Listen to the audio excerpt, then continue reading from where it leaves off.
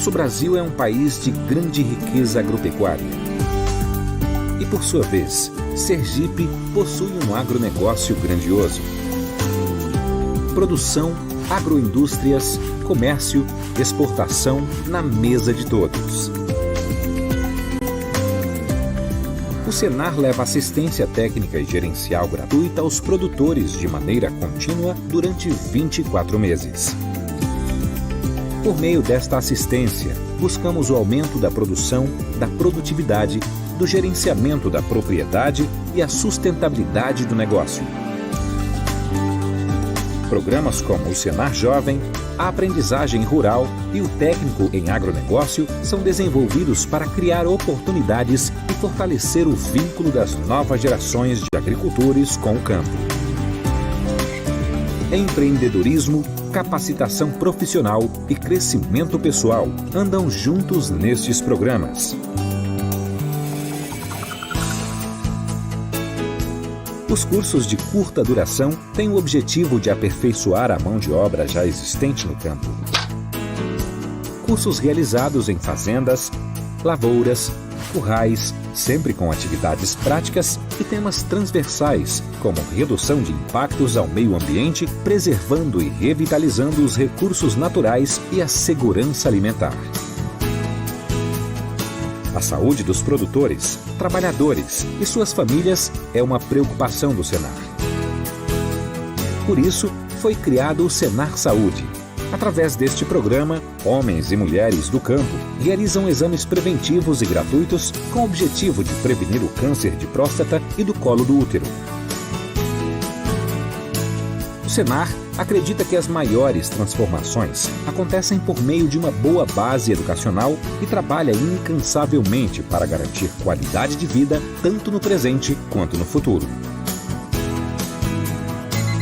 O dia nem começou. E o produtor rural já está pronto para mais um dia de trabalho. A jornada é longa e o trabalho é árduo, mas o resultado é grandioso. Serviço Nacional de Aprendizagem Rural. Senar Sergipe.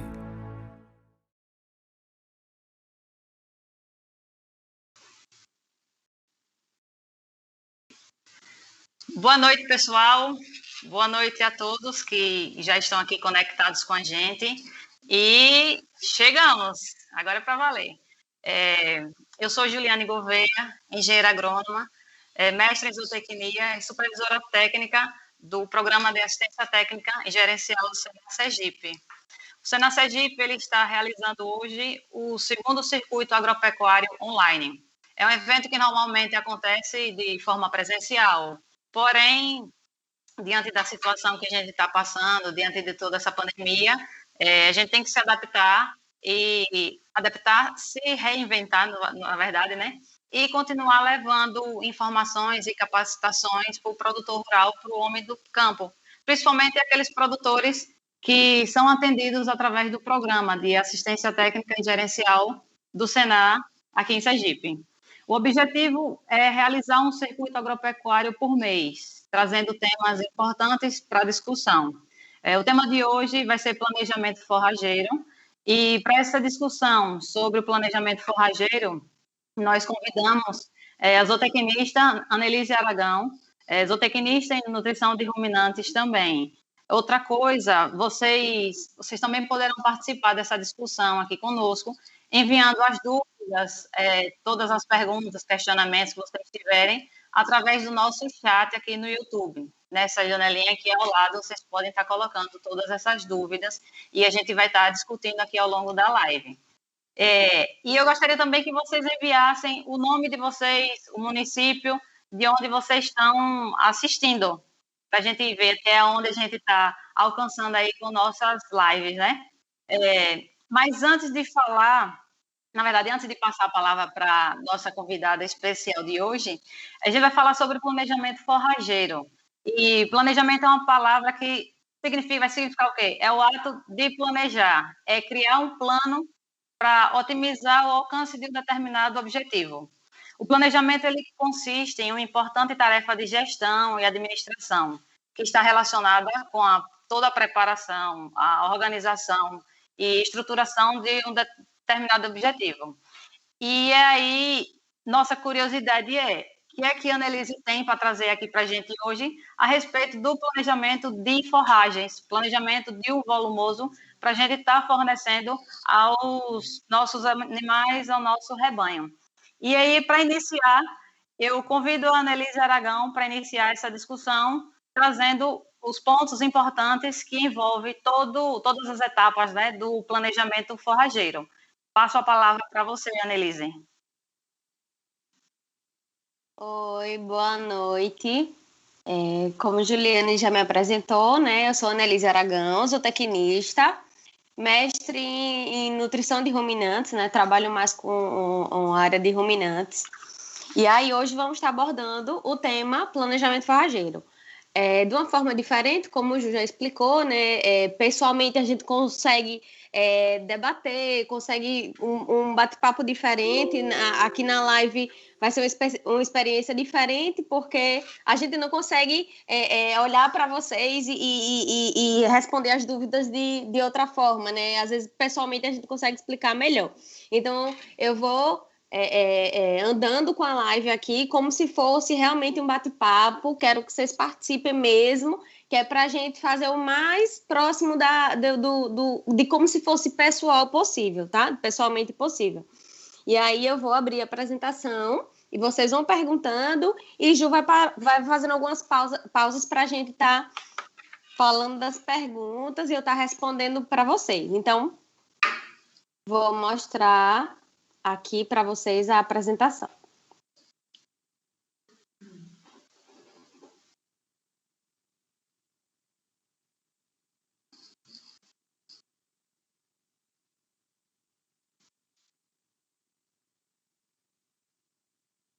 Gente, então vamos lá. Quando eu falo sobre planejamento forrageiro, a tela tá ok aí, Ju? Tá sim, tá perfeito. E aí, gente, quando eu falo em planejamento forrageiro, né, surgem várias dúvidas. Muitas vezes o produtor, ele vai plantando de qualquer jeito, ele vai formando uma capineira, vai fazendo silagem e sempre acha que vai dar. Então, na verdade, a questão do planejamento, ela precisa ser feita em quantidade de rebanho. Mais para frente eu vou falar para vocês também da importância de saber a quantidade de animais, de saber no próximo ano quantos animais eu vou ter. Então, assim, o planejamento vai ser em todos os passos. Então, o que é que eu preciso saber, né, gente? Como é que eu faço o meu planejamento forrageiro, tá? Então, eu preciso primeiro entender que tipo de volumoso eu vou escolher, o que é que eu tenho na propriedade. Então, algumas características são bem importantes de eu saber, do técnico saber, para poder trabalhar junto com o objetivo do produtor, tá? Então, é preciso entender o quê? Algumas características como onde é que fica a sua propriedade, como é que é criado os seus animais, eles ficam presos, eles ficam soltos, vai ser confinamento ou não, tem alguma área de pasto que vai ser utilizada também, se for capim de corte, eu preciso ter, vocês sabem que quando é o capim de corte, vocês precisam de uma mão de obra todos os dias para estar cortando, ou se for fazer silagem, que já é outra opção, pode ser feita a silagem também. Então, nós temos, pode ser pastejo também, mas mesmo assim do pastejo, precisa de um planejamento, porque eu preciso saber qual área eu preciso para a quantidade de animais que eu tenho. Então, para eu fazer o meu planejamento forrageiro, eu preciso ter aí, gente, em mente, anotado, e bem claro na mente de vocês quem vocês vão querer suplementar, quantos animais são que vocês vão querer suplementar, são todos animais do rebanho, é uma parte, enfim, cada propriedade tem um perfil, né? Vocês sabem que a propriedade de vocês vai ser diferente da propriedade do vizinho de vocês, que vai ser diferente de todos os produtores, né? Alguns a gente encontra mais parecido, mas as propriedades são muito diferentes. Então, eu preciso entender cada propriedade para a gente fazer o planejamento, tá? Então, vamos dizer uma propriedade que seja totalmente confinado. E então, eu preciso calcular o que eu preciso de volumoso para os animais que eu tenho para um ano inteiro. tá? Mas vamos dizer que seja uma propriedade semi-confinamento, uma propriedade que normalmente em época de seca eu vou confinar, em época de chuva esses animais vão estar a pasto. Então, eu preciso fazer um planejamento para a época seca. Então, vai depender muito de cada realidade, tá, gente? Então, os itens aqui que eu selecionei para vocês observarem são chuva. Por que chuva? Para eu saber que cultura eu vou conseguir conservar, né? Vou conseguir plantar. Se for o capim de corte, eu vou falar um pouco para vocês do capim de corte. Vou citar o capiaçu, né? Que tá o capim da moda há um tempo. Os produtores estão gostando muito. Eu vou falar um pouco dele também mais para frente. Só que ele é exigente em água, então assim, nem toda a região eu conseguiria fazer o plantio dele sem uma irrigação. Então eu preciso saber da chuva para saber o que é que eu vou escolher na minha região, eu preciso saber o solo, se a cultura que eu quero conservar lá, que eu quero plantar para fazer o meu planejamento, para usar para os meus animais em um ano, se o solo realmente cabe à cultura que eu quero, como é que vai ser o manejo, eu tenho mão de obra para estar cortando ou não, a matéria seca. Esse MS aí, gente, alguns de vocês já devem saber, sim, mas o MS quer dizer matéria seca. Então, a matéria seca eu preciso saber também da cultura que eu vou escolher. Por que eu preciso saber? Eu preciso saber porque, dependendo da quantidade de matéria seca, a matéria natural somente não vai adiantar eu saber. Eu preciso saber o que é que o animal vai se alimentar. Então, só dando uma breve esclarecida sobre o MS aí, que seria a matéria seca, como o nosso tema não é manejo nutricional, nem na parte nutricional, é de planejamento, eu vou só dar uma explicada sucinta para vocês sobre a matéria seca. Então, a matéria seca, ela é a parte seca do volumoso. Então, todo tipo de volumoso, todo alimento, ele tem uma parte de matéria seca e, por exemplo, como a palma que a gente vai citar, a palma ela não é considerado um volumoso, vou explicar para vocês pela quantidade de fibra que ela tem, mas a gente planeja muito ela no nosso planejamento forrageiro, mas eu vou falar dela um pouco mais para frente.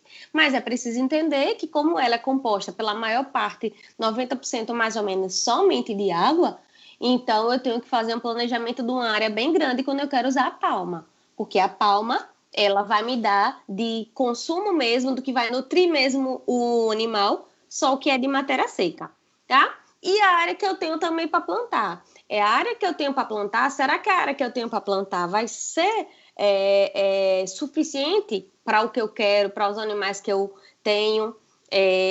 Financeiramente falando, será que eu consigo plantar o que eu preciso? Então, o planejamento, eu preciso, gente, ter essa chuva de ideias aí, eu preciso sentar, quando tem um acompanhamento técnico, né? Muitos produtores, acredito que estão na live, são atendidos pela assistência técnica do Senar. Então, esse acompanhamento é muito importante quando se tem um técnico de sentar e fazer esse planejamento, porque depende muito do objetivo do produtor e da realidade dele também, tá? Para a gente poder iniciar esse planejamento. Então, estando claro que eu preciso saber esses itens, eu preciso ter em mente o que é que eu quero, eu vou começar a planejar, tá? Então, eu preciso saber qual tipo de volumoso eu vou usar. Ju, por aí tá tranquilo? Tem... Tudo certo, Annelise.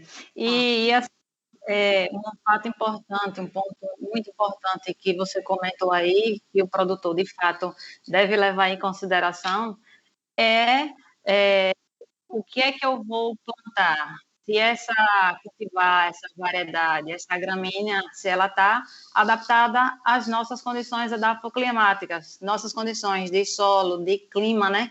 O que é que tem ali? Muitas vezes o produtor chega e pergunta, vou colocar um mombaça, por exemplo, lá na região de Poço Redondo.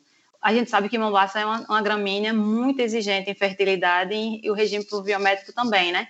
E aí, se o produtor ele não tem esse conhecimento, imagina, ele faz o plantio, ele adquire semente de qualidade, semente hoje não tá barato, faz uma adubação, todo o manejo correto do solo, passou o período da chuva, chegou o verão, a gramínea acaba, morre, enfim.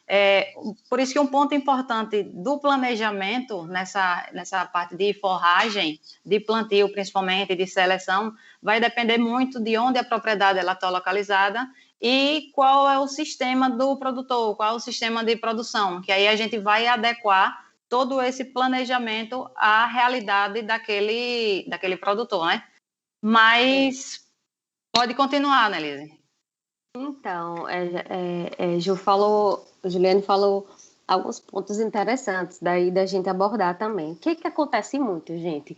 O produtor às vezes chega, eu quero plantar aruana, eu quero plantar uma semente que estão usando muito lá na minha região, um amigo usou em tal região, e às vezes a cultura que ele está escolhendo ali não vai ser, ele não vai conseguir plantar na área dele. Então é muito importante que semente não é tudo a mesma coisa, não é só escolher, eu escolhi qualquer semente lá porque um amigo meu está usando e vou usar. Então, não é dessa forma, né? É preciso conhecer, porque é preciso conhecer a pluviosidade da região, é preciso conhecer o solo que você tem, você preparou o solo, você adubou o solo, é um solo que você tem cuidado com o tempo, porque senão você vai estar perdendo dinheiro aí, tanto com o maquinário, como com as sementes também, tá? E aí, gente, a tela compartilhada aqui agora é a do capim de corte. Então, por que o capim de corte? A gente está ouvindo falar muito e está sendo muito bem usado o capiaçu, né? O capiaçu ele está substituindo aí o antigo capim-elefante. Ele é um melhoramento do capim-elefante também. E ele realmente está surpreendendo os produtores. Mas por que ele está surpreendendo os produtores que estão aderindo ao capiaçu? Qual é o problema que a gente tinha muito no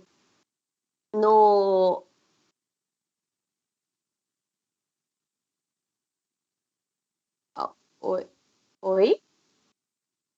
Vocês estão me ouvindo?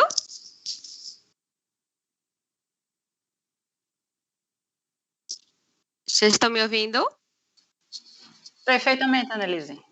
Pronto. Então, o capim de corte, gente, o capim-elefante, o que é que acontecia muito, né? O que acontece muito ainda para quem tem um capim-elefante? Acaba que ele passa muito do ponto, né? Então, a gente via muito produtor, e ainda vê muito produtor, eu tenho muito capim, e tá lá o capim-elefante desse tamanho, né? Dizendo um elefante se esconde dentro. E antigamente, nem tão antigamente assim, né? Já é um assunto abordado há muito tempo, mas muitos produtores viam a qualidade do capim como o volume do capim, a altura do capim. E hoje a gente sabe que o capim de corte, não só o capim de corte, né, como os para pastejo também, eles têm um manejo correto, eles têm altura. Então, na verdade, é sabido há muitos anos isso, mas é preciso que o produtor entenda isso, é preciso que ele entenda que passando o ponto de corte, a proteína diminui, às vezes até 3, 4 vezes a menos do que seria no ponto ideal. A matéria seca também diminui, a qualidade do capim diminui. Então, o que acontece no capim de corte? Nós temos as opções do capiaçu, do capim-elefante, e o capim-elefante, ou o capiaçu, o pessoal está preferindo por quê? Porque o capiaçu, ele acaba que ele tem mais uma massa verde. Não é uma massa, não só em toneladas por tarefa, mas também a parte de fibra dele é uma fibra de melhor qualidade do que aquela do capim-elefante que a gente via, que era aquele, parecia um bambuzal, né? O capim-elefante bem grande, você via que a parte de baixo dele já começava a virar fibra de má qualidade. Então, o capiaçu, a gente tem essa vantagem, que a gente não perde essa parte inicial do capim, porque ele demora um pouco mais, né? Ele é como se ele começasse de baixo já a matéria consumível, né? Que é grosseiramente falando. E aí o capiaçu tá sendo bem disseminado. Então ele promete uma massa verde de boa qualidade, de maior qualidade do que o capim-elefante. Agora, tem que lembrar que o capim de corte, o que é que eu preciso saber para planejar, né, com o capim de corte? Eu preciso saber quantas toneladas ele vai me dar em média, por tarefa, por hectare, se eu vou irrigar ou não. No caso do capiaçu, é interessante a irrigação. Nós não temos resultados tão interessantes quando não são irrigados. Eles sofrem alguns estresses hídricos, às vezes eles sementeiam antes da hora. Então, o capiaçu, ele precisa ser irrigado, né? Na maioria das nossas áreas, né? Na maioria das áreas do Sergipe. Então, eu preciso saber a quantidade de animais que eu vou alimentar. Vou falar um pouco mais para frente sobre o planejamento do rebanho. Quanto a área que eu preciso aí para estar alimentando esses animais. Então, o capiaçu, ele está prometendo aí 150 toneladas, e aí vai depender muito também da muda que você plantou, vai depender da qualidade da muda. Então, essas promessas que a gente vê na literatura, gente, de tonelada por tarefa, por hectare, é interessante que vocês lembrem que são dados de experimentos, são dados de propriedades que são monitoradas, tanto de chuva como de todos os itens. Então, é interessante que vocês percebam que, às vezes, até na realidade, passa do que a literatura fala, mas que vocês percebam como é na propriedade de vocês. Então, quando eu falo de planejar capim de corte, eu lembro de quantas toneladas ele está dando, em média, por tarefa, quanto de massa verde ele vai me dar. O capiaçu, gente, por exemplo, ele tem uma faixa de proteína prometendo, não quer dizer que toda propriedade vai ser do mesmo jeito, mas está prometendo 9% em média de proteína bruta. E 9%, vocês me dizem, o que é 9% de proteína bruta? Gente, 9% é mais ou menos 1 milho. Mas não quer dizer que todo capiaçu que eu perceber na propriedade vai ter essa mesma quantidade de proteína bruta, tá? Então, é uma média que ele tá prometendo. Ele tem uma matéria seca também considerável em relação ao capim-elefante. Então, eu tenho mais massa verde, tá? Então, eu tenho que lembrar, quando eu falo de capim, e tenho que lembrar também que eu vou precisar de alguém para estar cortando esse capim, ou seja, mão de obra eu preciso diariamente para estar cortando, se eu quiser fornecer ele fresco, né? E eu também posso estar fazendo aí a silagem do capiaçu. Lembrando que tudo em cima de tonelada e de quantidade de animal que eu preciso, que eu vou falar um pouco mais para frente para vocês. E aí vem a silagem também. Gente, eu estou citando aqui como volumoso o que nós temos mais produtores usando, tá? Mas vocês podem estar aí falando nas perguntas, podem estar citando também outros tipos de volumoso. É porque no tempo também que a gente tem, não é uma palestra, né, uma live, a gente não consegue falar de muitos mais itens, mas vocês podem estar citando aí, podem estar perguntando outros itens também. Eu coloquei silagens aqui de uma forma generalizada, não coloquei silagem de milho, porque tem muito produtor que faz silagem de milho, faz silagem de sorgo, faz silagem de glicídia, faz silagem de capim-elefante. Então, a silagem, na verdade, ela é um método de conservação de alimento, tá? Então, a silagem é um dos volumosos mais fáceis de eu planejar. Por quê? Porque, gente, como eu já colhi, né? Eu já sei a tonelada que eu colhi, eu consigo planejar quantos animais eu vou alimentar.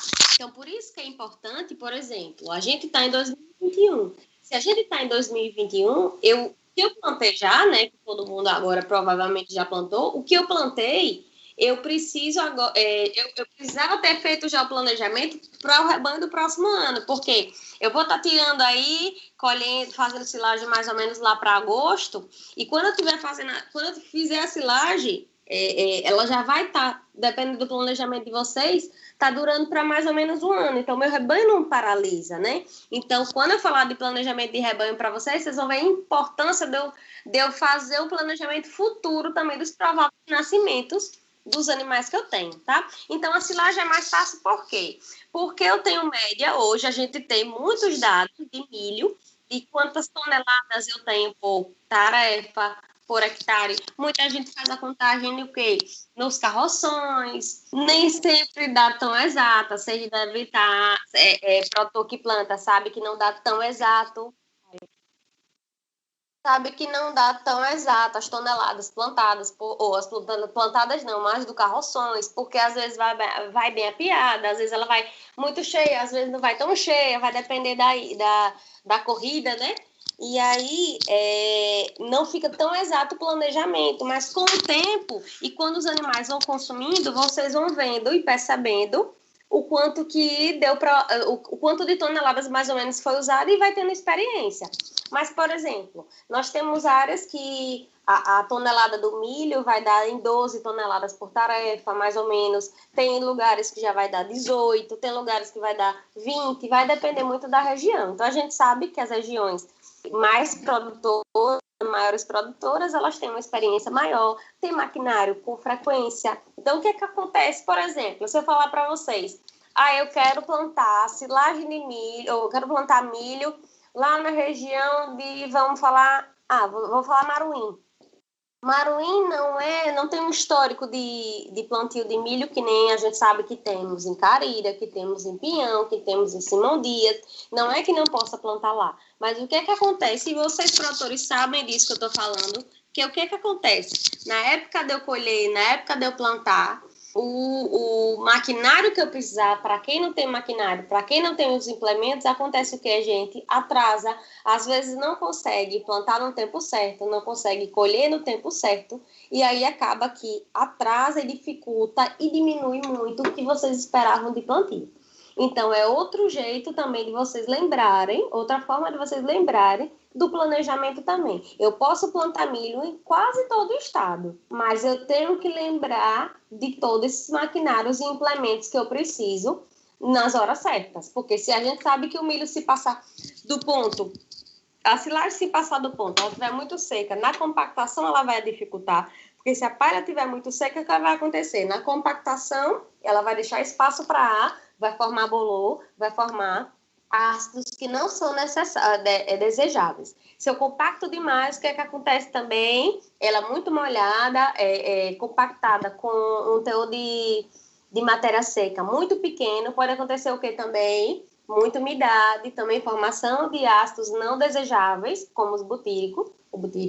E aí eu também não tenho uma silagem de qualidade. Então, eu tenho que lembrar que mais ou menos com 30% de matéria seca é o ideal para eu colher meu milho para silagem. Quando é para grão, já é outro teor de matéria seca. Então, o produtor, o pecuarista, o agricultor, ele precisa estar muito ligado no tempo. A gente precisa estar acompanhando esses detalhes de tempo, de chuva. Então, é necessário o planejamento em todas as etapas. A gente praticamente nem começou a falar ainda do planejamento ligando quantidade de animais e quantidade de volumoso, e já temos várias coisas para prestar atenção, né? Então, no corte, eu tenho o que como característica? Eu preciso de mão de obra, eu preciso saber a produtividade, eu preciso saber se a minha irrigação lá vai ser possível, no caso do capiaçu, né? Eu estou falando mais do capiaçu, porque está sendo muito usado. Eu preciso lembrar de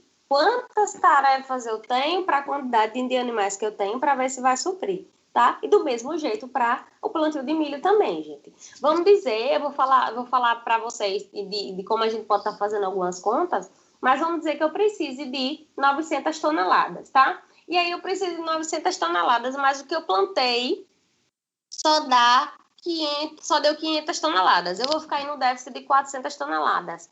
Gente, vocês que já compraram comida, vocês têm a noção do que é comprar as 400 toneladas? Com certeza. eu sei que vocês sabem o quanto vocês se arrependem de ter animais quando vocês têm esse déficit de alimento, achando que plantou o necessário, achando que deu certo aquele plantio e no final das contas precisou comprar alimento. Então, quando precisa comprar alimento, vocês sabem o quanto vocês se arrependem de ser produtores rurais. Só que isso tudo é falta de planejamento. Às vezes, é também falta de problema financeiro, que não deu realmente para fazer. Às vezes, teve uma oportunidade, comprou animais, e aí nessa compra de animais desestruturou o que já tinha planejado. Mas aí vocês têm que lembrar que é bom a gente, se está com planejamento de comprar animais, ou faz uma quantidade maior de plantio de milho, no caso de silagem, ou no caso de capim, plantar uma área maior, porque é melhor ter comida de sobra, entre aspas, porque a gente pode fazer o quê? Pode estar fazendo silagem em capim que sobra, em qualquer volumoso aí, na maioria dos volumosos a gente pode estar fazendo a reserva em forma de silagem.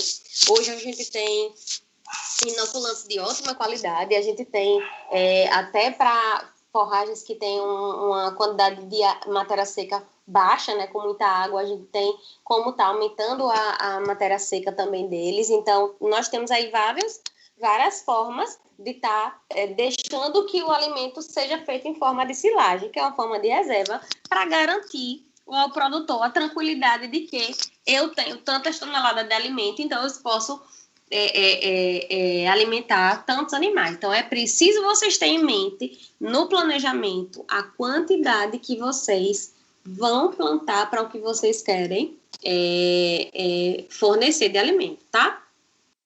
E aí, gente, eu vou falar um pouco da palma. A palma eu coloquei até em vermelho. Por que eu coloquei em vermelho? A palma, ela não é considerada...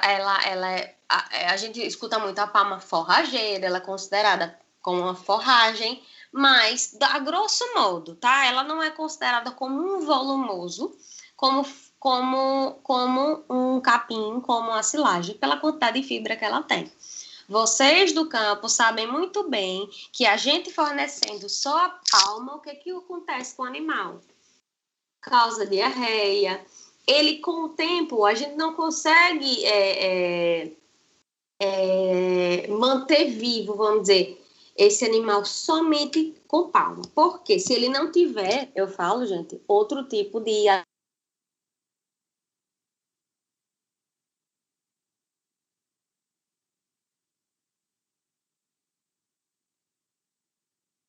Eu vou explicar a vocês por quê. Eu gosto de comparar a palma como se a gente estivesse chupando cana, tá? A cana, quando a gente tá com muita fome, a gente toma um caldo de cana, mata a fome, pode não matar a fome, né? Mas ela segura um pouquinho, né? Eu dou esse exemplo sempre, produtores que já me assistiram ou que eu já tive a oportunidade de atender pela assistência técnica do Senar, sabe que eu gosto de dar esse exemplo. Mas por quê? Porque ela é rica em carboidrato, ela tem um NDT muito bom, e aí acaba que ela é palatável para os animais gostam. E aí o que acontece? Ela tem muita fonte de carboidrato, mas é lá embaixo de proteína, gente. Para fazer um comparativo para vocês, a proteína da soja, ou da palma, eu falei de soja porque eu vou comparar, mas a proteína da palma, ela vai variar muito, porque vai depender da variedade, vai depender do plantio, né?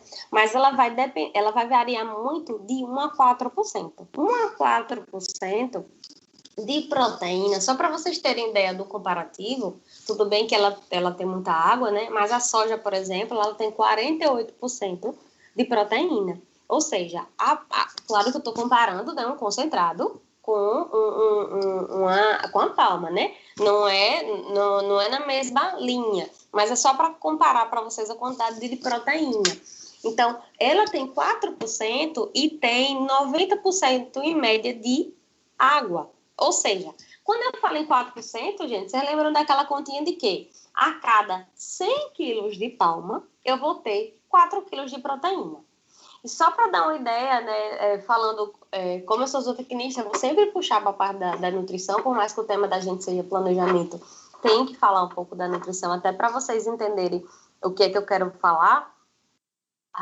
Só para um animal se manter vivo, assim, um ruminante, uma média que ele precisa, só para o rumen dele funcionar, é de mais ou menos 7 a 9% de proteína. Ou seja, só com a palma eu não consigo manter esse animal vivo por muito tempo. O que é que vai acontecer? Se eu me alimentar só de caldo de cana, por exemplo, o que é que pode estar acontecendo? Eu vou estar me mantendo viva, mas eu vou perdendo peso. Então, com os animais, vocês do sertão principalmente, que gostam de usar palma e usam a palma por também ser característico da região, o que é que acontece? Vocês sabem que quando só tem a palma e eu não tenho outra fonte de fibra para acrescentar, como um rolão de milho, que é bem interessante quando ele tem muito grão também, fazer a mistura com a palma, ele é uma opção muito boa para a alimentação dos animais. Tá? Porque eu junto a fonte de fibra com a palma que não tem, mas tem o carboidrato, e eu tenho um pouquinho também, um pouquinho da proteína do rolão, e aí eu posso misturar com um pouco de soja, então eu já deixo mais completo do que sendo só a palma. E aí, voltando para o planejamento, a grosso modo, o planejamento literalmente falando, eu tenho que lembrar, gente, que como ela tem muita água, se eu falo de 90% de água, eu falo de 1 tonelada eu ter 10% de água. Então, a palma, ela é muito interessante, sim, mas em algumas regiões ela acaba ficando muito cara. Vocês sabem que a palma, ela não é um alimento barato. Ela precisa de controle, ela precisa de roçagem, ela precisa de limpeza, ela precisa de muita observação. E acaba que o que eu preciso para nutrir meus animais de palma, pela quantidade de água que ela tem, às vezes é uma quantidade de uma área muito grande que às vezes eu não tenho. E se a gente for comparar, por exemplo, numa região que chove, vou dar o exemplo de Arauá, Itabaianinha, às vezes a palma não é tão interessante, dependendo da realidade, viu, gente? Às vezes a palma não é tão interessante, por quê? Porque, às vezes, como eu chove muito na região, às vezes eu poderia estar tendo aquela área ali para um plantio no capim-corte, que vai me dar uma matéria seca maior. Lembrando que a matéria seca vai ser o que o animal vai acabar nutrindo, que é o que não é água. Então, assim, é interessante que eu faça esses comparativos de matéria seca. O que é de matéria natural, o que é de matéria verde que aquele alimento vai me dar. Então, a palma é interessante e é imaginei para todas as regiões. Às vezes ela fica muito cara para uma região que poderia... Ju, vocês estão me ouvindo aí?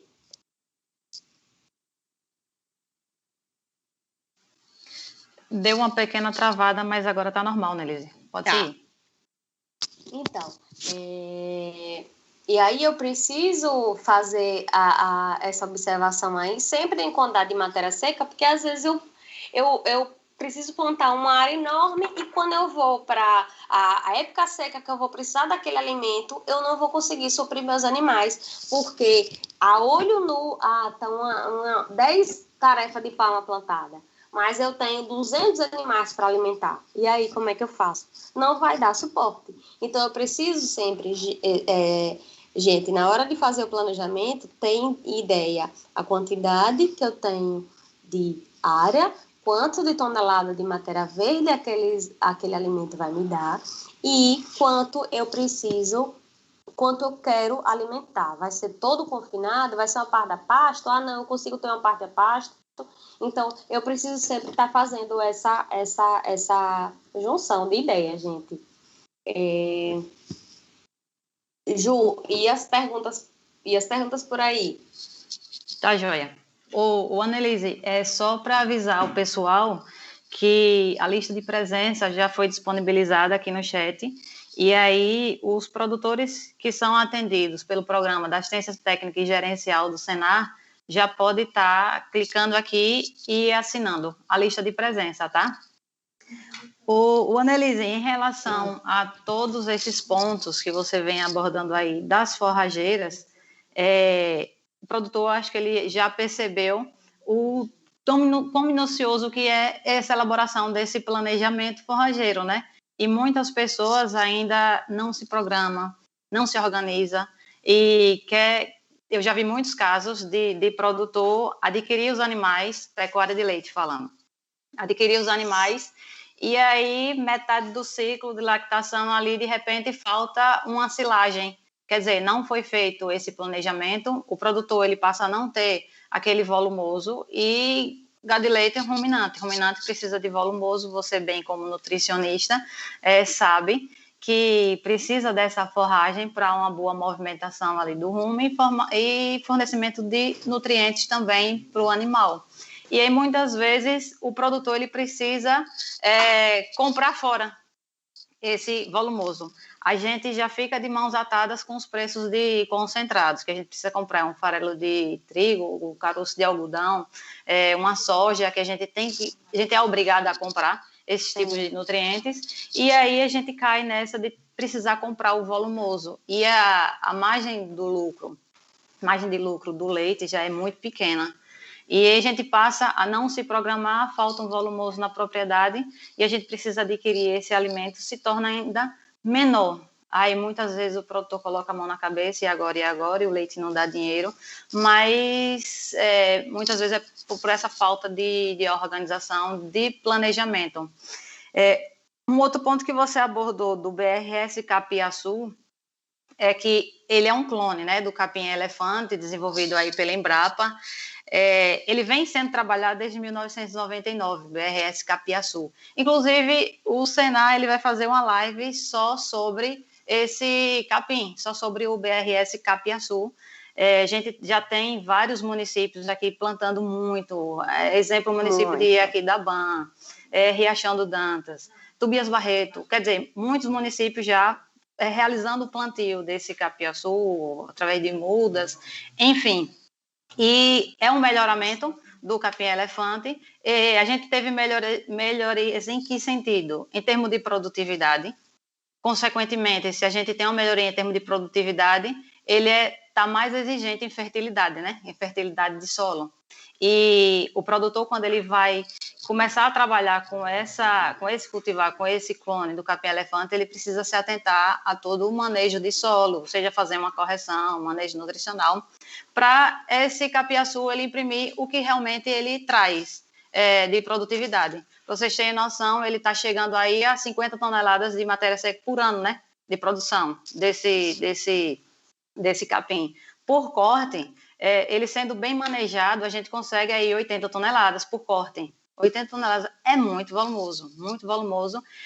Fora que a qualidade nutricional dele, como a Annelise até bem falou, já é superior a outros capim de corte que a gente tem, que já foram desenvolvidos. Um outro fator também é em relação a capim de corte, geralmente o produtor precisa dessa mão de obra para estar ali realizando esse corte.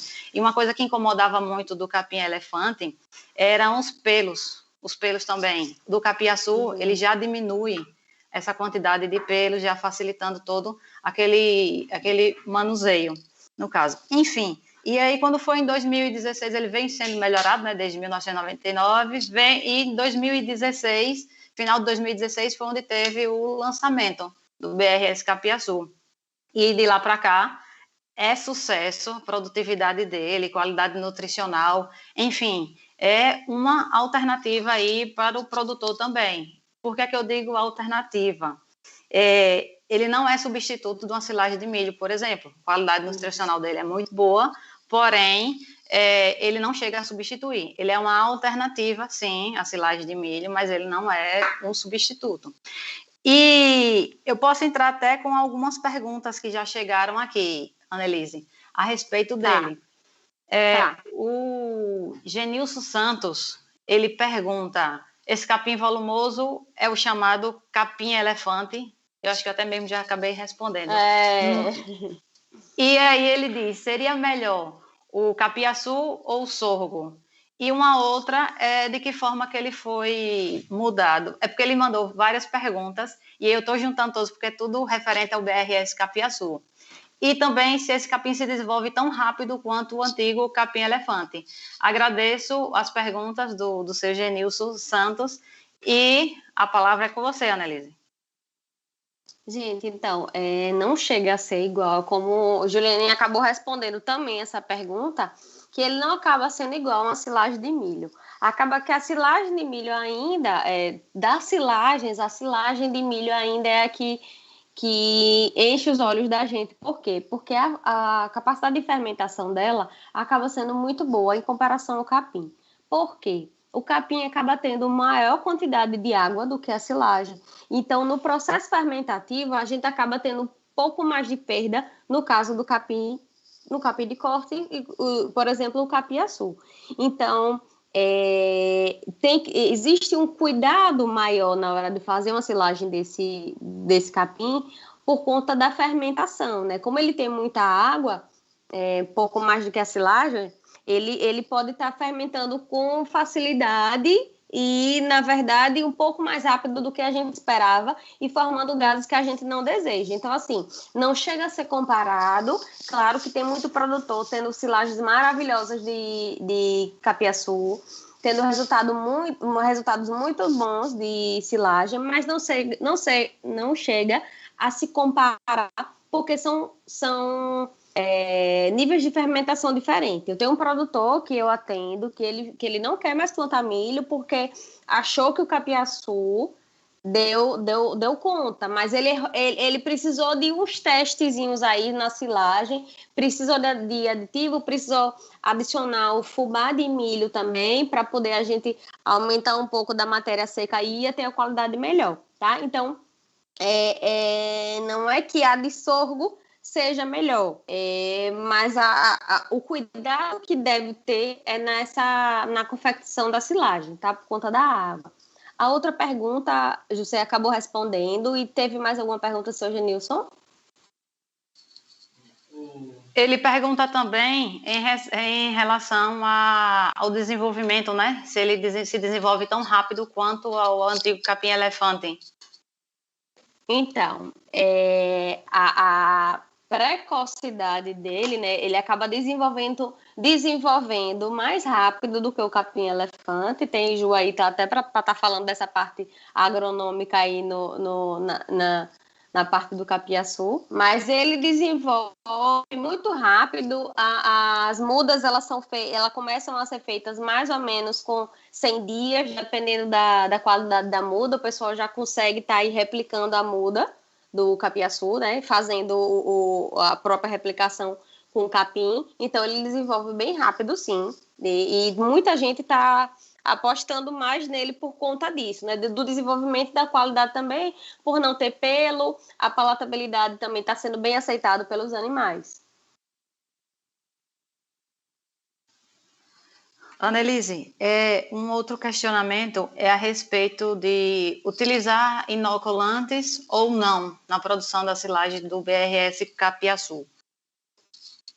Gente, então, o inoculante, ele tem muito produtor que fala, eu usei inoculante, não vi diferença, no inoculante nada é a mesma coisa. Só que o que acontece? O que eu percebo muito que tem no campo? A gente precisa seguir a recomendação do inoculante. Às vezes ele é recomendado para cada 50 toneladas, usar o frasquinho, né, dependendo da marca dele, dependendo da recomendação. E às vezes acontece do produtor usar um frasco de inoculante para a silagem toda que ele produziu, achando que ali vai fazer efeito. Então tem que lembrar das recomendações, né? De estar borrifando em camadas. Então, seguindo as recomendações, ele faz efeito sim. A intenção do inoculante é melhorar a fermentação. E melhorando a fermentação, a gente tem uma qualidade melhor, diminui a quantidade de mofo, diminui a quantidade de perdas. Então, o inoculante faz diferença sim. Agora, tem que seguir a recomendação do produto.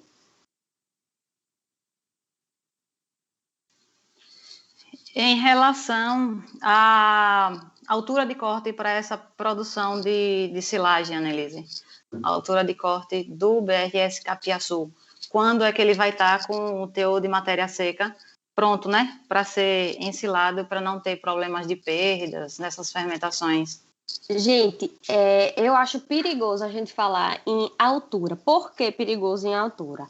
Dependendo da água, da sua irrigação, dependendo de como foi seu plantio, pode ser que ele não desenvolva tanto como se ele estivesse recebendo a água necessária. Então, eu acho mais interessante, quando a gente fala em silagem, falar em matéria seca. Tudo bem que é complicado, né, de eu saber qual a matéria seca do capim, mas o interessante é que qualquer silagem que vocês tentem fazer, elas tenham 30% de matéria seca.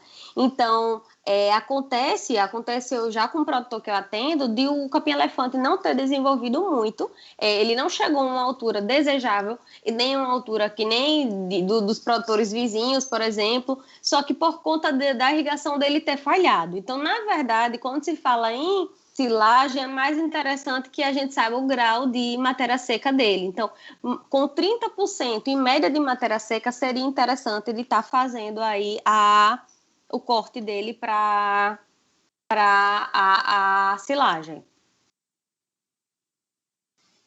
E, Annelise, só complementando esse questionamento, segundo recomendações dos pesquisadores da Embrapa, que desenvolveram até essa cultivar, o que é que eles recomendam? Que o corte ele deve ser feito com a altura de 2,5 metros, entre 2,5 metros a 3,5 metros, né?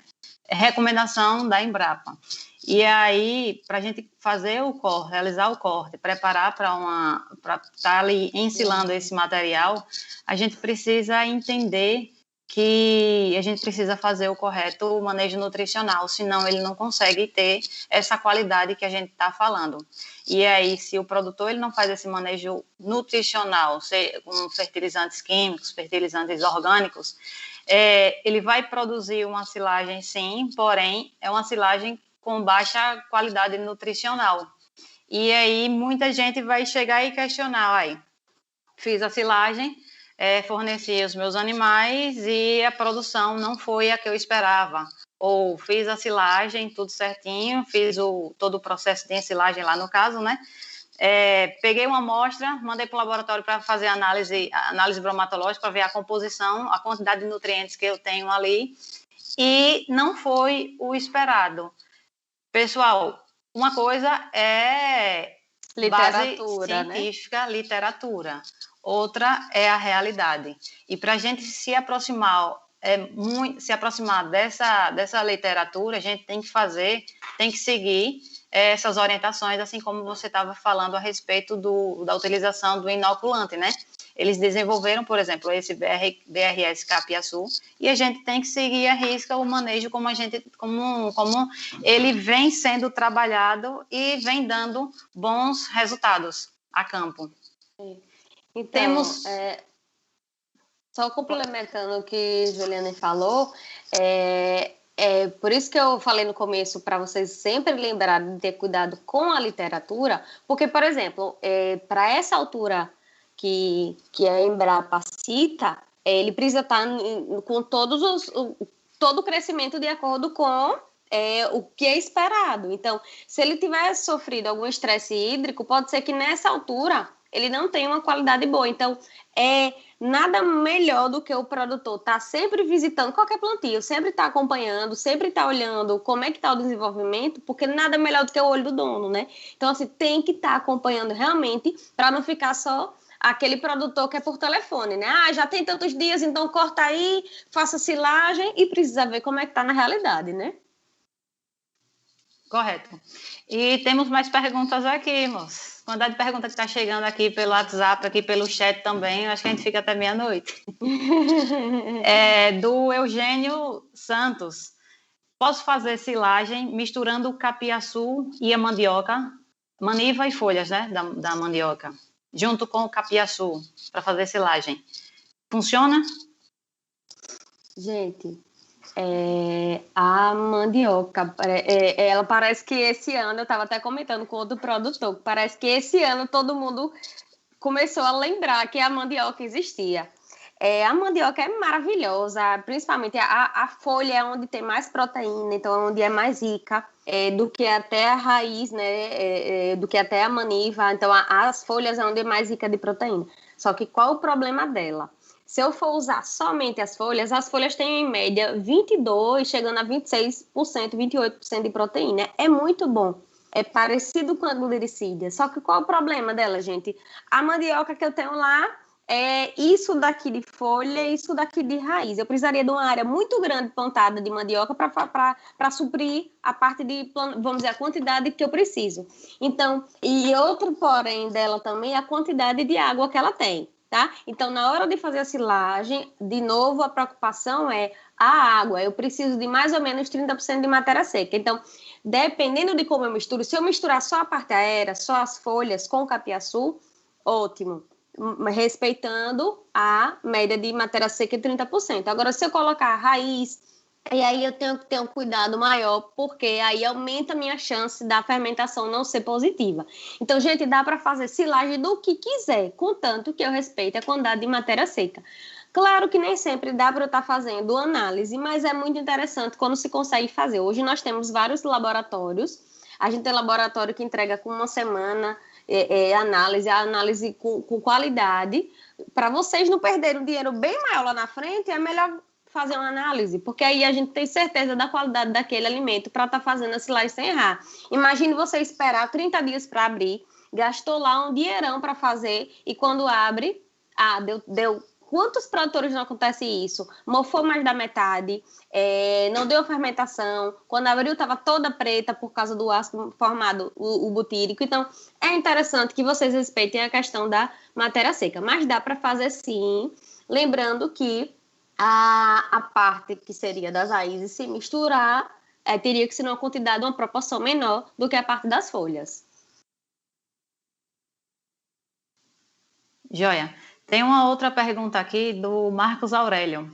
Ele pergunta: eu posso plantar o capim e o milho para silagem em consórcio? Não perde qualidade? Essa silagem não perderia a qualidade caso eu plante o capim junto com o milho?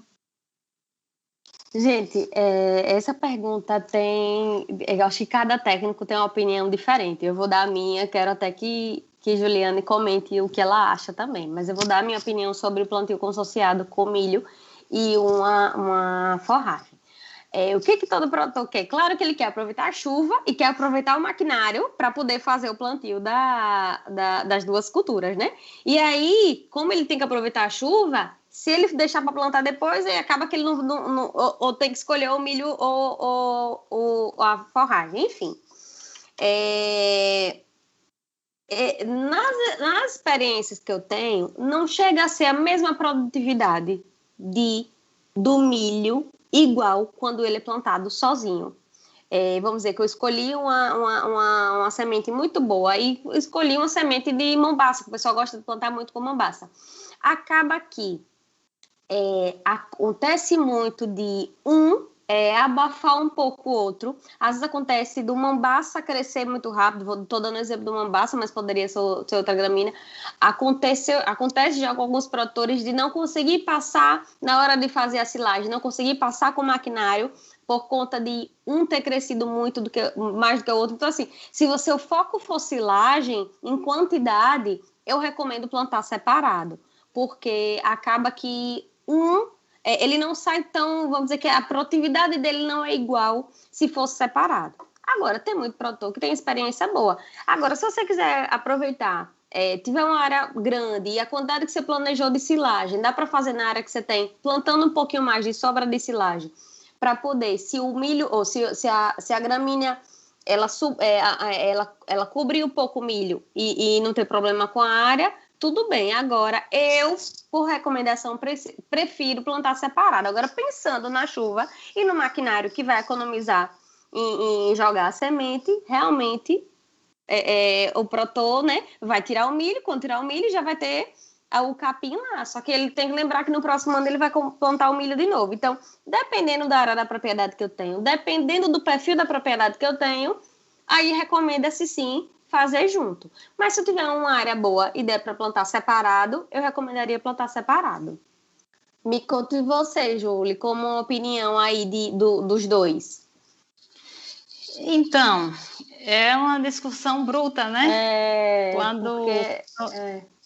Todo ano... Você tem que aproveitar a chuva, né, também? Isso. Todo ano o produtor sempre pergunta: vou plantar o milho. E aí, o produtor sempre pergunta: vou plantar o milho junto com o capim, eu tiro o milho para silagem e fico com o pasto feito. Aí, o que é que a gente sempre responde? A gente precisa entender como é que funciona o sistema daquela propriedade. Você vai precisar dessa pastagem pronta, tá, vamos fazer esse consórcio. Agora, como é que a gente vai fazer esse consórcio?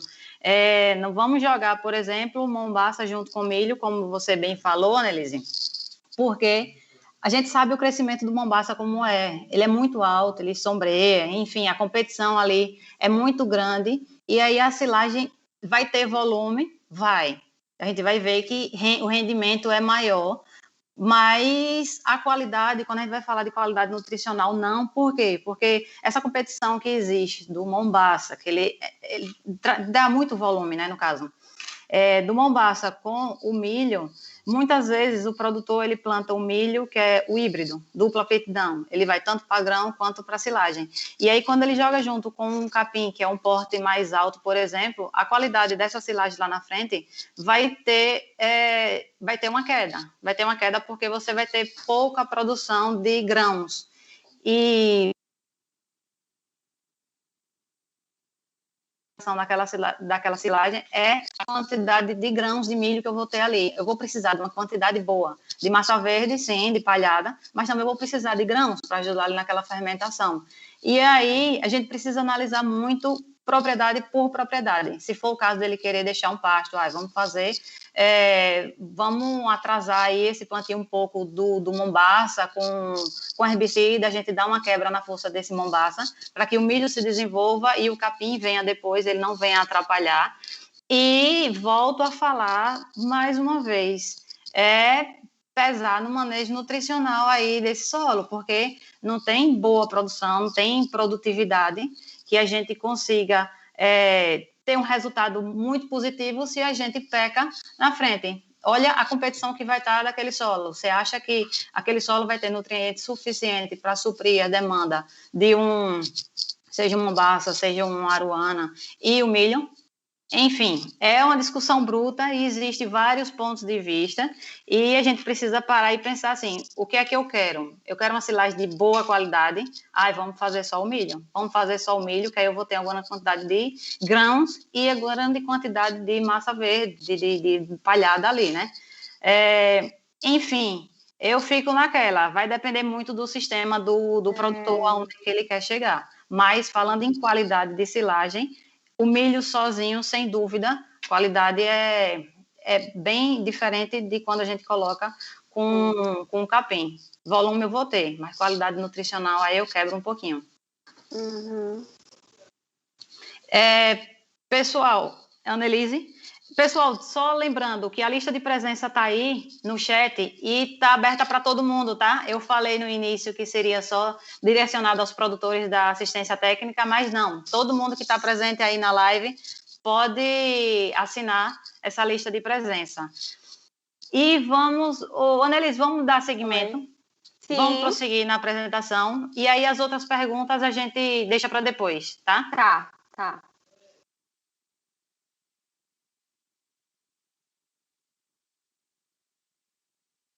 Gente, aqui sobre o planejamento de plantio, na verdade, já acabei falando no meio dos outros slides, né?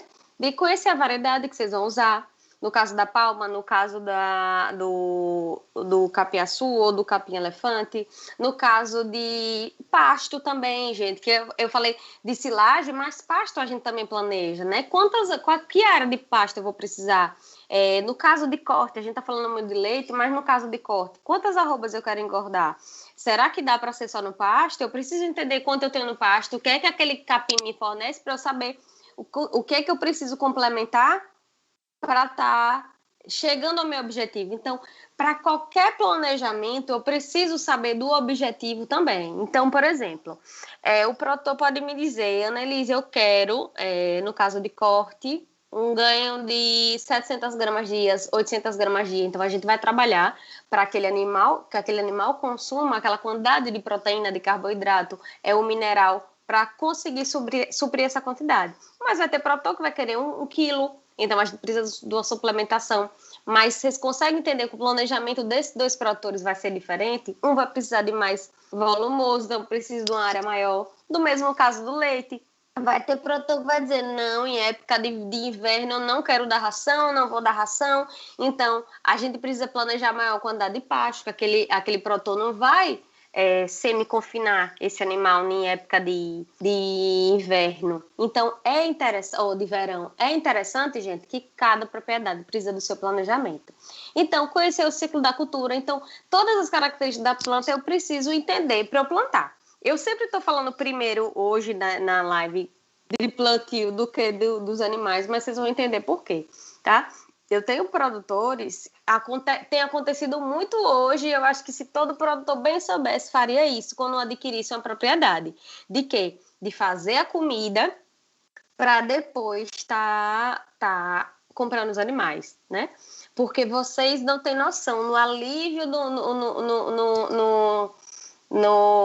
na diminuída de dor de cabeça que vocês vão ter com esse planejamento, gente, porque é muito bom vocês estarem tranquilos. Quando apertar o verão, você saber, eu tenho comida para dar.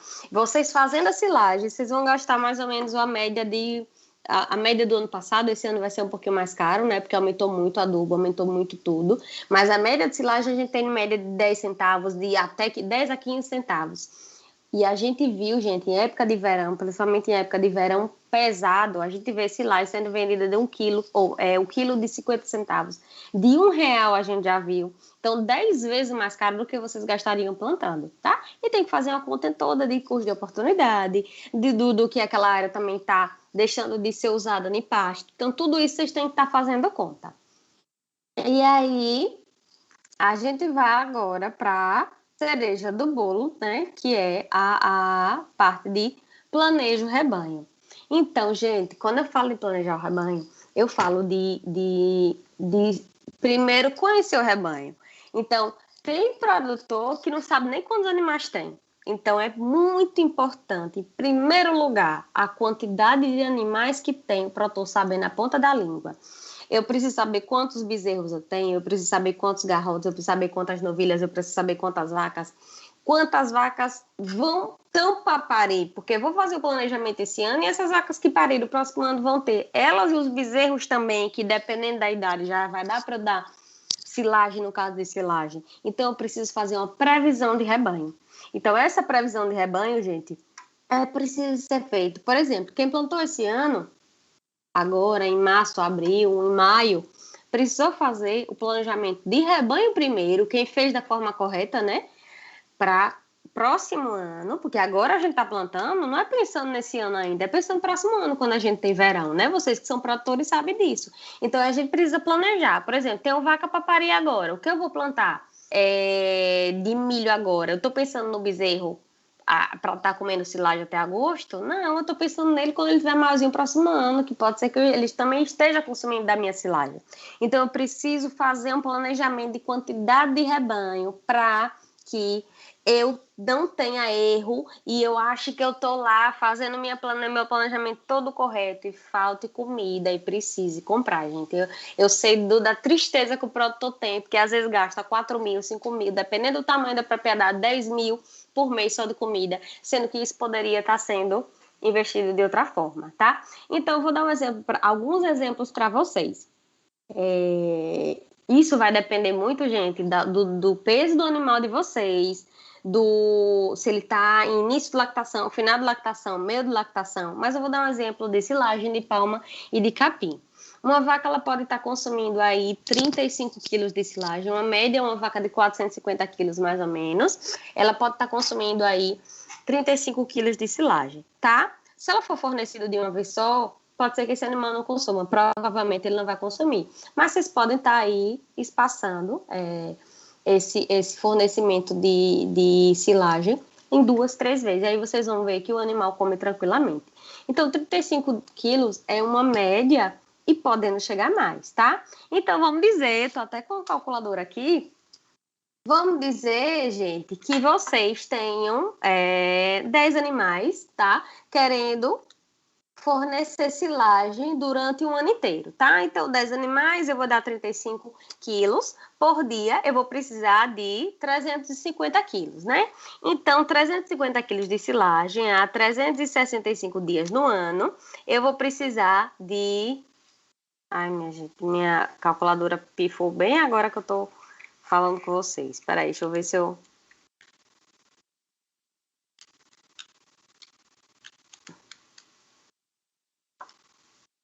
fazer a conta aqui para vocês, tá? Que ela tá bem clarinha.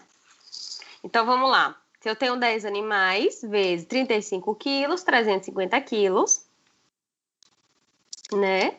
Por dia, vezes 365 dias no ano, eu vou precisar no ano aí, gente, de 127 mil quilos e 127.750 quilos, ou seja, 127 toneladas para sustentar só esses 10 animais que precisariam da silagem total, tá? Vamos dizer, totalmente confinado. E aí, 127 mil, você vai dizer, 127 toneladas, vou precisar de quantas tarefas? Aí eu preciso fazer a média de toneladas da região de vocês. Vamos dizer que por tarefa, vou botar uma média de 12 toneladas, só para ter uma ideia, tá? Com vocês. Então, vamos dizer que 12 mil toneladas, eu iria precisar, então, gente, aqui de 10 tarefas para sustentar esses animais, consumindo 35 quilos. Mas você pode me dizer, Annelise, mas eu tenho um volumoso, eu tenho um pasto também. Então, eu não vou contar totalmente silagem só para os animais. Eu tenho uma parte ainda que elas vão pastejar. Então, eu tenho que abater o que elas iriam pastejar também e fazer agora outro planejamento. Eu não iria botar integral na minha conta aqui, somente a silagem, tá? Então, vamos dizer que seria 50%. Vamos diminuir esses 35 aí. Vamos botar, para arredondar a conta, vamos botar 20 quilos, já que ela tem o pasto. Ah, não, mas eu também tenho capim de corte, então eu já tenho que fazer a conta de 50% do capim de corte, 50% de silagem. Então, gente, se eu não tenho quantidade do rebanho, eu não consigo fazer conta correta do planejamento. Eu preciso ter a quantidade do rebanho exata que eu tenho para fazer o planejamento, porque acontece muito o quê? Quando a gente faz o planejamento, bota só as vacas, esquece das novilhas que eu vou dar silagem, esquece dos reprodutores, no caso, se tiver, e esquece dos bezerros que próximo ano vai estar, das bezerras que próximo ano vão ser novilhas. Então, assim, eu preciso fazer conta de tudo. Vamos fazer conta. Eu falei sucintamente da palma para vocês, tá? Mas aí vamos falar agora do capim. O capim o animal consegue estar consumindo aí, dependendo, gente, de novo, do período de lactação, do peso do animal, mas mais ou menos 45 quilos dia, tá? Então vamos lá, 45 quilos, novamente vou botar 10 animais, vezes 365 para esses animais alimentar humano.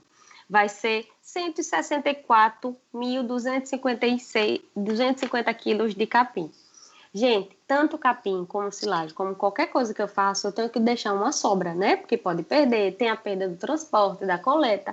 Então, é bom a gente estar calculando aí sempre mais 10%. Então, 164 toneladas, eu tenho que saber agora quantas tarefas eu preciso para também plantar esse capim. Aí vai depender da produtividade da minha região. Agora vamos para a palma. A mesma conta, gente. Então, às vezes essa conta é o mais complicado para o produtor, mas é porque ele está esquecendo de fazer a conta dos animais que ele tem da forma correta. Então, para qualquer técnico ajudar vocês no dia a dia da propriedade, em qualquer planejamento que for, é preciso ter a quantidade de animais, a previsão de nascimentos também. Por isso que é importante todos os acompanhamentos zootécnicos para a gente poder estar fazendo o planejamento, tá? Então, quando eu falo planejo o rebanho, eu quero dizer para vocês que se eu não tiver isso alinhado, eu não vou acertar. A conta vai ser que nem aquela reclamação que a gente tem de produtor todo ano. Não deu, e esse ano não deu, e esse ano não deu. Então, o que está errado nesse planejamento aí? Será que é a semente que eu estou usando? Será que são a conta dos animais que eu não estou fazendo correta? Será que eu estou comprando animal e estou esquecendo da comida? Às vezes é melhor dar uma esperada aí na compra de animais e só comprar na hora que esses animais aí, ou então na hora que eu já tiver a comida. É muito importante que a comida seja feita antes do animal chegar, gente, porque senão o produtor se vê doido, às vezes se desfaz dos animais que tem, para poder estar comprando comida. E vocês sabem muito bem do que eu estou falando, porque isso acontece com muita frequência, tá?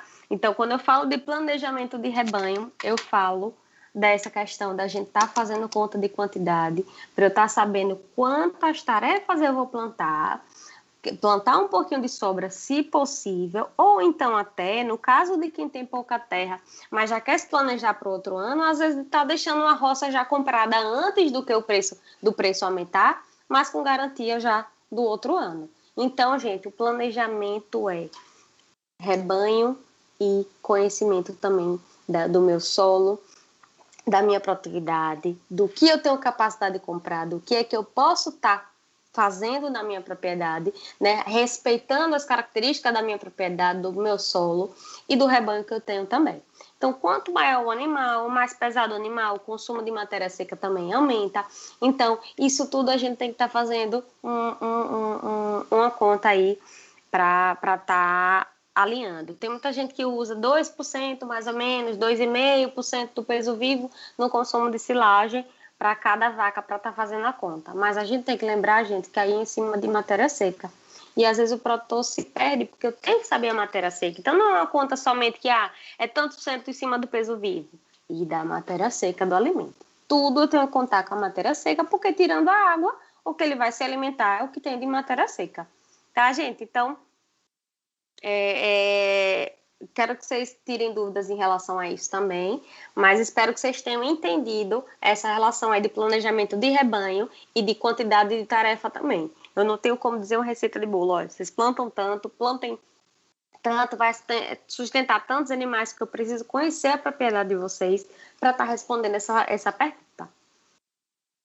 Júlio, como é que tá de pergunta por aí? Maravilha, Annelise. Deixa eu já lhe colocar uma outra pergunta que apareceu, do Marcos Aurélio.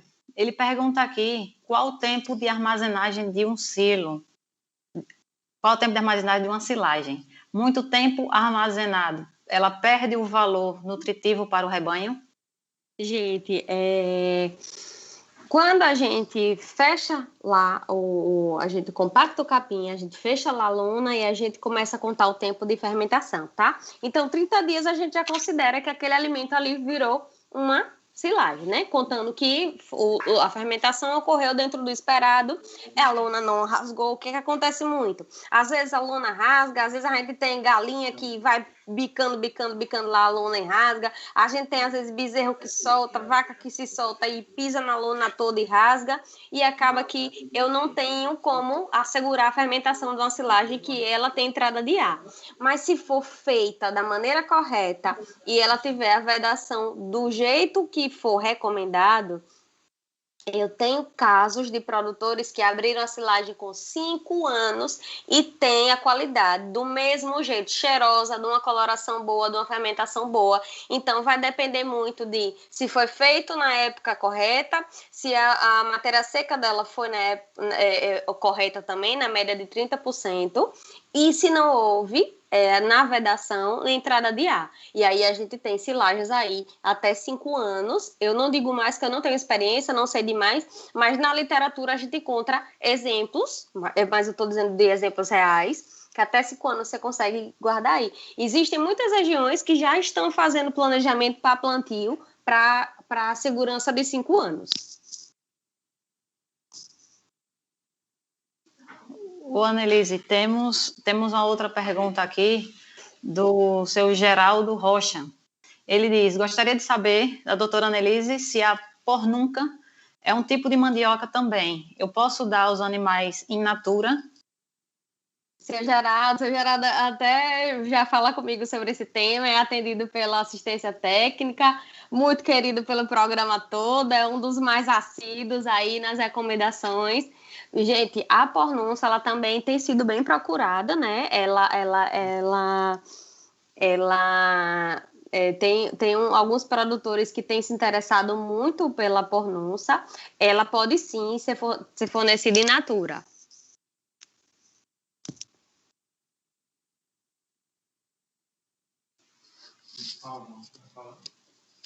Lembrando também que seu Geraldo é um grande produtor do BRS Capiaçu, né? Vende muda também. Dos pioneiros. Obrigada, seu Geraldo. E obrigada a todos que estão mandando as perguntas. Estamos recebendo muitas perguntas aqui. A gente só está colocando aqui para a Annelise responder algumas. E de antemão eu vou deixar até um contato o número do celular. Nosso assessor de comunicação vai estar disponibilizando aqui o número no nosso chat também, para vocês estarem enviando essas perguntas a respeito da live, porque como o nosso tempo é curto, a gente já está finalizando, e muitas perguntas estão aqui e a gente não consegue responder por causa do tempo, e aí vocês podem estar enviando para esse número, enviando através de WhatsApp ou ligando mesmo, e aí a gente está enviando já está aqui, né? Já foi disponibilizado aqui o número. É o DDD 799-9982-3737. Vocês podem estar mandando as dúvidas que não foram respondidas até então aqui na live, e a gente vai estar respondendo sim para vocês, tá? O importante é que ninguém fique com as dúvidas, sugestões. A gente pode estar discutindo também a respeito desses manejos, do planejamento forrageiro, os manejos das próprias forrageiras, né, Annelise?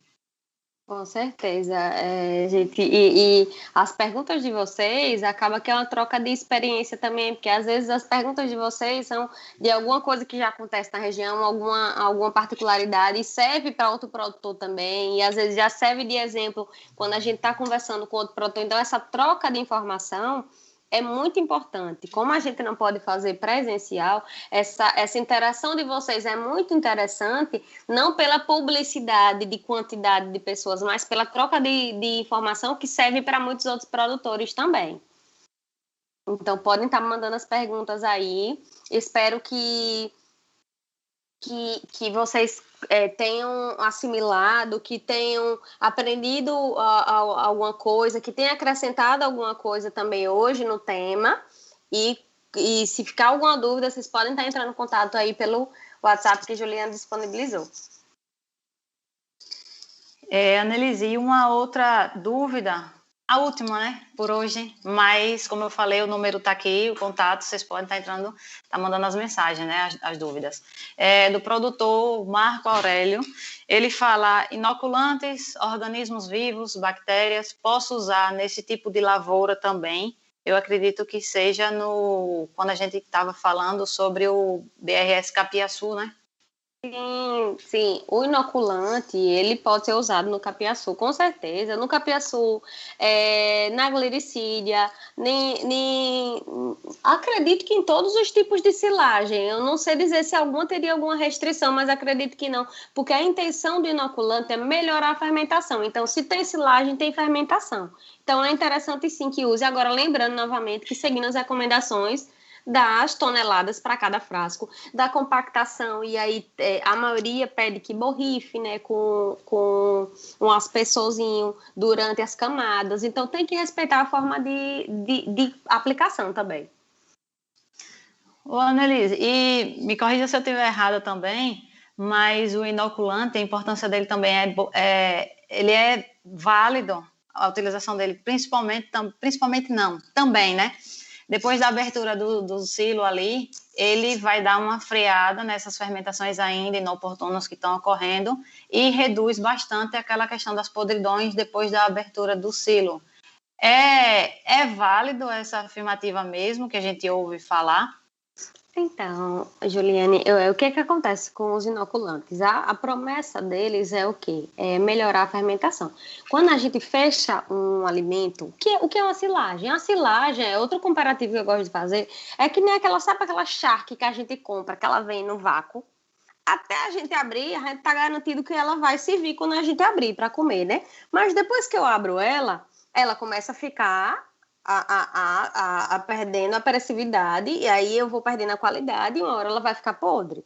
Só que aí, por que ela vai ficar podre? Até o momento que ela estava no vácuo sem ar, ela não tinha contato com bactérias, com seres que iriam fazer o quê? O contato com o ar iriam formar a fermentação de ácidos que não são os esperados, né? No caso da carne é diferente do da silagem, mas no caso da silagem o que a gente não gosta é o butírico, tá? Então, por exemplo, se eu tenho uma silagem, eu comparo do mesmo jeito de um alimento que eu compro a vácuo, daquele queijo que eu compro a vácuo, daquela comida que eu compro a vácuo. Se eu abrir, ela vai começar a a degradar, porque eu estou com contato de ar. A fermentação nada mais é do que a conservação do alimento a meio do ácido lático sendo estabilizado no pH ideal. Então, se eu abro, eu começo a mudar pH, eu começo a mudar as qualidades, porque o ar está entrando. Então, assim, o inoculante, ele pode tentar ajudar, mas não garante que eu vou ter muito mais tempo. Vai depender muito mais do que do inoculante, vai depender muito mais do jeito que você conservou a silagem, do jeito que ela foi fechada, de como você fez, do que do inoculante depois da abertura. Porque depois da abertura a gente não tem como garantir muito, porque é contato com ar. Joia, então. Ô, Annelise, perguntas temos, mas não temos mais tempo, infelizmente. E aí, mais uma vez, eu gostaria de agradecer por você ter aceito aí o convite e estar participando dessa live, trazendo esse tema tão importante para todos os produtores, que geram muitas discussões, são muitos pontos de vista, e a gente está sempre trazendo esses temas para que a gente comece a debater e cada um mostre seu ponto, um faz de um jeito, faz de outro, e de que forma a gente tira os pontos positivos de cada produtor, junta, e aí a gente vai tocando para frente, visando sempre produtividade, tanto de forragens quanto de leite, de carne, enfim. Agradeço demais, estamos juntos, e agradeço também a todo o pessoal que está aqui conectado, está aqui assistindo nossa live até agora, todos os produtores que são assistidos, que eu já vi que estão aqui presentes também, nossos produtores que são atendidos pelo nosso corpo técnico, né, que está a campo, alunos, os ex-alunos dos cursos técnicos aqui do Senar, toda a equipe do Senar também que está aqui presente, prestigiando nossa live. Muito obrigada a todos, e teremos já, posso divulgar? A nossa próxima live, que vai ser em julho, como é uma vez por mês, geralmente primeira a quarta por mês, né? Nossa próxima live em julho será sobre silagem de milho, sorgo, cana e palma. Quer dizer, assuntos que geram grandes discussões também, quando a gente fala de uma silagem de cana, uma silagem de palma, milho e sorgo separado, milho e sorgo junto. Então, vão preparando as dúvidas para trazer aqui para a gente também, que a gente gosta que gere mesmo essa discussão, diferentes pontos de vista, para a gente já colocar aqui na mesa. E não esqueçam de mandar, continuar mandando, né, as dúvidas por esse contato que está disponível aqui no nosso chat. Muito obrigada mais uma vez. Annelise. Gente, obrigada aí o convite do Senar também. A gente sempre tá junto aí, graças a Deus. O Senar é minha casa há muitos anos, né? Desde 2012 ou 13 eu tô aí como não soltando na mão do Senar e nem ele soltando a minha mão. Então, vocês quiserem estar aí procurando, tirando dúvidas, às vezes até fora da live, quiser procurar o Senar para ver outros assuntos sobre nutrição, a gente podendo estar fazendo o canal. A intenção do Senar, do sistema Senar, é ajudar o homem do campo, é estar levando informação. É uma pena da gente não poder estar no dia de campo, porque o dia de campo a gente conversa e aí a gente acaba que tem uma interação diferente e no momento não permite, mas então a intenção do Senar é estar ajudando o homem do campo aí. Então, vocês procurem o Senar para tudo que vocês acharem que de informação, que vocês quiserem de informação, procurem o Senar, que realmente dá para vocês explorarem bem aí esse sistema que defende o nosso agro aqui no nosso estado. E aí, deixo o contato, qualquer coisa vocês podem estar vendo ou pelo Senar, ou tá pelas redes sociais do Senar também, a minha também, podem estar mandando pergunta, que aí a gente vai respondendo. Obrigada para todos que participaram, ficaram até o final. Muito obrigada de coração a todos. Obrigada a todos mais uma vez, e nossa função de fato é essa, levar a informação ao produtor, ao homem do campo, e até a próxima live, até o próximo Circuito Agropecuário, nesse formato online, né, que vai ser no próximo mês. Até lá, boa noite e bom descanso a todos.